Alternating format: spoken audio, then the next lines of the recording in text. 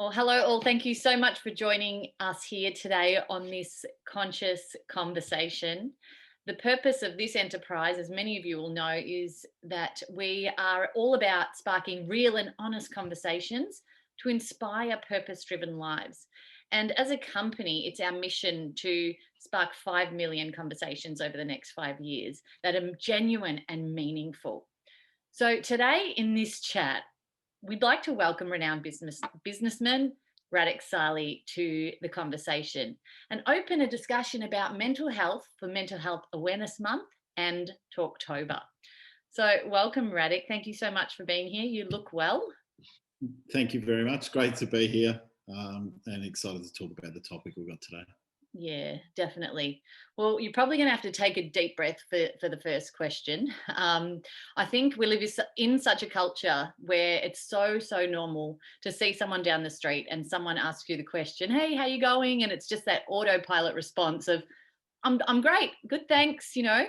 But I really want to ask you, in the true spirit of conscious conversations in this company, how are you really feeling today, honestly? I feel really great about the bubble I have around my life. But when I think beyond that, I feel very flat and pretty down about things. So you know intuitively when that's happening that that's affecting you on some level. And so that's concerning, and, you know, I really need to tread carefully and consider my state of mind. You know, we can quickly tell ourselves we're okay when really things aren't, if we don't really look inside. I think that's a really interesting point. Even if those who are doing well mentally right now are feeling that empathy for the collective, for everything that else is going on around the world and for everyone else's personal situations. So I really love that you have brought that up. And it's so important because it really brings us into what this conversation is about. You have been very actively talking about Talktober in particular.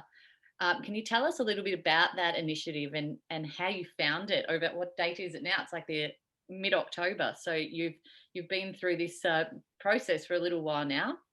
Yeah, I did a talk for a group of businesses a little while back, and one of the people, Richard, came forward from the group that were listening to the talk and kind of had a chat with me, and we got to know each other. And we've stayed in touch. He's pretty good at that, and so he's behind the initiative, and it doesn't surprise me with his focus and drive that he's made something happen from zero to what it is today, which has been amazing coverage with so many different personalities behind the concept of calling a mate every day throughout October, just touching base and checking that they're okay. So how have you found it? Have you been actively involved in picking up the phone and calling those special men in your life who might be struggling? So that comes pretty easy to me. So I was quick to sort of say yes when I found out that was it. I was like, well, I do that every day of the week anyway. So I love checking in with friends, colleagues, and I always make an effort to call someone that I haven't called for a while, at least for a couple days a week. And it's refreshing, the conversations that you have, and also how fulfilled you feel just by checking in on someone and seeing how they're going. When you make that phone call to these people in your life, are you finding that they are sort of restrained, or are they pretty open to sharing once you get in there and ask the deeper questions and really just admit that you're checking up on them? I think that it does need a little bit of habit and creating that sort of frequency that it's okay to speak openly, and perhaps opening up yourself a little bit to kick off.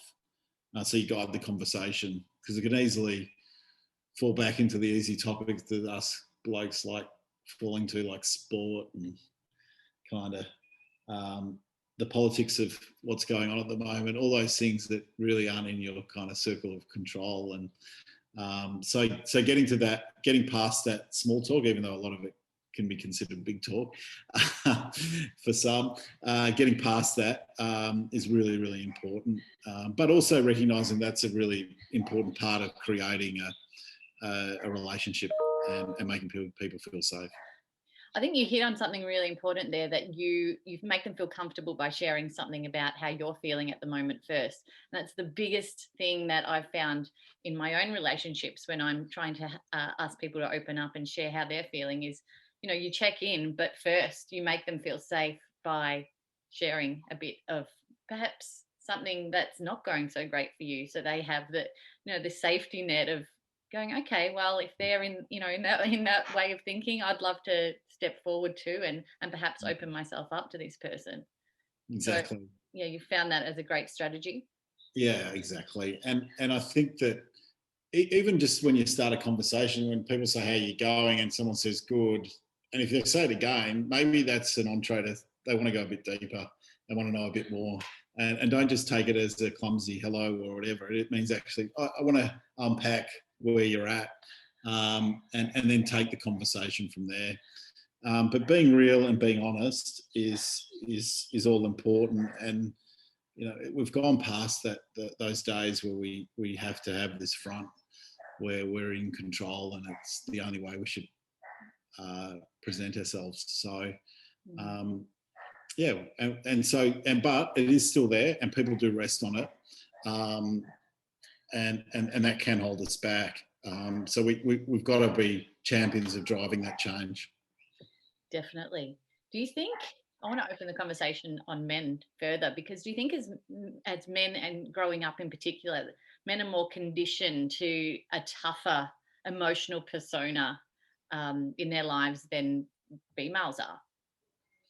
Ladies are lucky that way, and for years I was very lucky enough to tour the country and present with the guy who wrote Men Are From Mars, Women From Venus. It was a long time ago, and Dr. John Gray, and he back then too was kind of more the difference between the conversations men would have compared to women was just vastly different, and he kind of explained the fundamental differences of females and men physiologically, and hence that difference. And the fact is that females have greater levels of energy, and they and he put this nicely together, and he would talk about this greater level of energy, and everyone would have empathy around the example he gave that, when a female gets home from work, they want to just talk about everything that happened for the day, because they've still got plenty of energy, whereas the male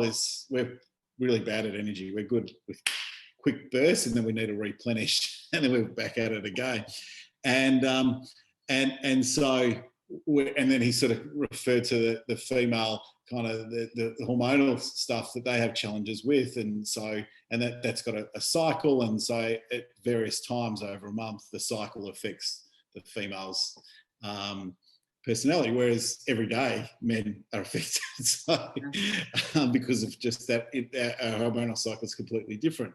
So those are kind of the basic differences. And he gives this example of the female wanting to explain everything that's happened today, and the male just not interested at all, because they just want to be in their cave powering down and not wanting to talk about anything while they're kind of building back up again. And so you got this interesting juxtaposition in behaviours. So and when you extrapolate that out to good communication, effectively what the female's trying to do is communicate and talk about what they're feeling. And if the male, whenever they're resting outside of their kind of work domain or whatever they have had to do to just get by in the day, if their natural game isn't to communicate, you're going to start to see some fundamental issues occur. And I think that physiology gives men a real disadvantage in dealing with mental issues.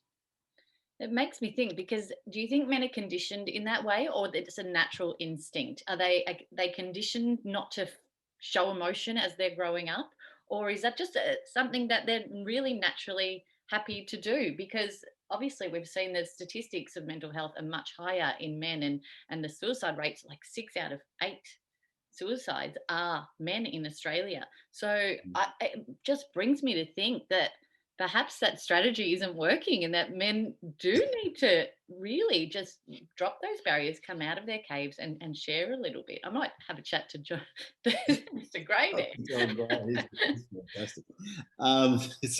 So look, I think men have to be really aware that we're just on different rhythms, cycles. And I think females are probably more aware of their feelings. And as a result of men not understanding this kind of difference, this fundamental, or understanding their own bodies as well as they should, you're just not as in tune with that. And so when you're feeling down and you're not feeling up to dealing with things, your energy levels are flat, and it kind of snowballs and creates more of these issues. So I think that we have to encourage men to get better at understanding themselves and what actually builds their energy and raises them up and makes them feel like that they can face the world. And relationships are a really important part of that, and coaching each other and calling each other out when you're seeing traits that might be destructive. And I think we've got a responsibility as males to do that with each other, as I see ladies doing that quite a bit, you know. And I used to use the crude example where a lady would have a conversation with another lady and talk about a lump on their breast without blushing. Now, if it was a guy talking about a lump on their testicle, it just wouldn't happen. And you'd have to be really close for that to occur. And whether, you know, and that automatically as a result of that, coaching occurs. So the other female might say, well, you better go get that checked. I've got a great doctor. And they'll just give them the encouragement to go and do that, take control of their health. Whereas a male would just be sitting on that in 9 out of 10 situations and not want to share that sort of physiological issue and that opportunity then for that other male to encourage them to do the right thing and get themselves checked. So interesting. What in your life encouraged you to be more open over time? It's challenging. I think when you see how it holds back others and frustration it causes for people, the insecurities it can create, I think that being comfortable in oneself is a real privilege, and it's something you have to practice a lot and be aware of that. You'll feel great about it a lot of the time and get better at feeling great about it, but accept that there will be a lot of times you'll feel pretty insecure as a result of being raw and open about your feelings, and that's okay. And I don't mind if people think I'm a bit clumsy or have done some things that they wouldn't do or wouldn't go about how I'd done things, but that makes up me and why I'm different, and that's okay. It's good. I'm comfortable with that. Perfect. What do men think of other men if they cry or show emotion? What's the stigma? I believe there's such a stigma out there right now in allowing men to, I mean, for example, the men in my life, I've probably seen cry a sprinkle of times, whereas I cry every single day of the week in some capacity, whether it's happy tears or sad tears or anxious tears or something, I'm showing that emotion. What's that stigma around that emotional side of men being able to come out? Is it, well, in your opinion? Well, I think that's a beautiful thing when you're so in touch with your emotions. It's a very feminine thing. And we do have these definitions of feminine and masculine, and that's ever changing as we become more modern. But, you know, it is years, and the reason why I use that example, it's generations or hundreds of years, thousands of years of training.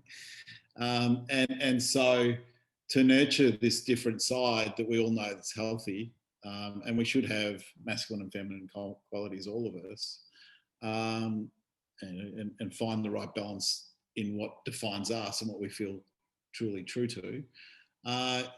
And so it's something that we just haven't, you know, it hasn't become part of the kind of status quo the norm or the thought in how men are to be. And yet for a female to say exactly what you've said and to talk about that as freely as you do, in crying regularly, that's great, you know. And if a male was to say that, you'd still, you know, 20 years ago, it'd be a crazy thing to even intimate that a male would would talk like that. So, it's not a long time ago when that was pretty rational, but we are seeing a whole lot more men cry.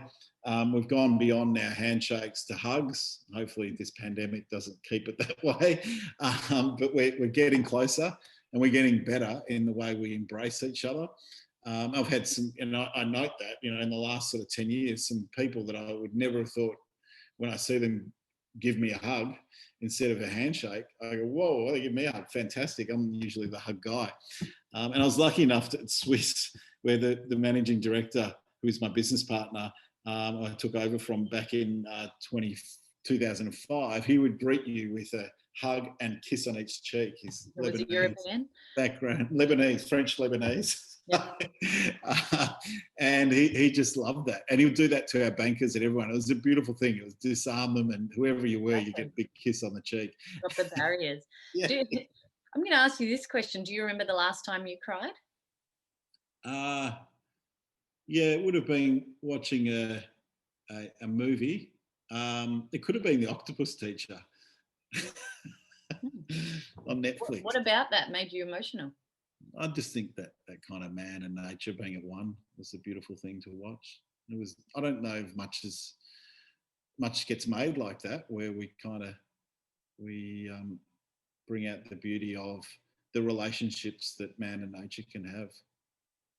There's something in that. I love that. I haven't seen it, but my partner has, and he felt equally as emotional. So it's on the to watch list. You mentioned something earlier about relationships, and I think they are definitely key. What is it about connection that you think is so important when it comes to people who are perhaps struggling with mental health? And do we need to look at the types of relationships we have around us, and how do we choose the best ones that are suited to our growth? Good question. I think that the hardest thing about being selective around our relationship is that the relationships we have around it are the makeup of our consciousness, and the fact is that you will get more of what you're seeking out of life, and people will be attracted to that and see that from your demeanor, the way you talk, and the way you hold yourself. They want to be a part of that, and it's kind of your scent that you give off, and that creates this world around you. And so I think everyone's life is representative of that. And if you're struggling with your life as it is, it's about creating a plan to make changes, so it moves forward. And unless you make that choice to go, okay, I need to move forward now, and I need to make some choices that will start to change the life I'm living, it needs to be considered. And the only time I see people that are kind of really hurting are those people that haven't made up their mind that things really need to change. And I feel we've all been there in our lives in that sort of situation, but unless you personally make that decision, things aren't going to change. It's like telling someone with anorexia that they just need to eat more. And until that person is convinced otherwise, and yes, there's therapies and structures that we can kind of help enable that to happen, change to happen, but it ultimately comes down to that person making the decision, that right decision. And so there's some wonderful programs now in this day and age where, like we're Talktober and calling people every day, that starts to trigger those changes. Resilience projects, meditation, all these kind of tools that have been around for a while, or kind of rebranded into some kind of a new way of repositioning the way you think about life. We're getting better at it, and there are more tools that are out there that will resonate with different personalities, because you have to find out what's your rhythm and what suits you, to get to that better place. Very, very true. I think a lot of those organizations are all about sharing that message of promoting listening rather than giving advice, because that's a big thing too that pops up a lot when you're talking to a friend. And I'm guilty of it. I do it all the time. If someone's struggling and they come to me with, with something, I'm like, why don't you do this and why don't you do that? And actually, my sister pulled me up a while ago and she said, I don't want you to fix it. I just want you to listen. So, Mm. in the conversations that you've been having, are you actively listening more so than giving advice? And would you recommend that? Well, that solving element is a very masculine trait. Yeah. So we love to just solve things, and hence and Dr. John Gray called that out as Mm. as one of the things that men do. We hear all these problems that your sister might have been facing or females face, and the male way of dealing with it is, well, I'm just going to fix it, and where they just want you to listen. Yeah. And so listening is something we need to practice and get better at. And by listening, we let people say their piece and absorb it, and maybe come back to it over time, and see if it really matters to that person too, if it comes up again. And so some of that reaction to want to solve things is you protecting yourself as well, because you're absorbing it. And you go, I can't just leave this without trying to solve it, because then I'm going to feel like pretty heavy by the fact that I'm dealing with some of your issues as well now. Yeah. And so we actually, it is a bit of a two-way thing. We've got to be really aware of that.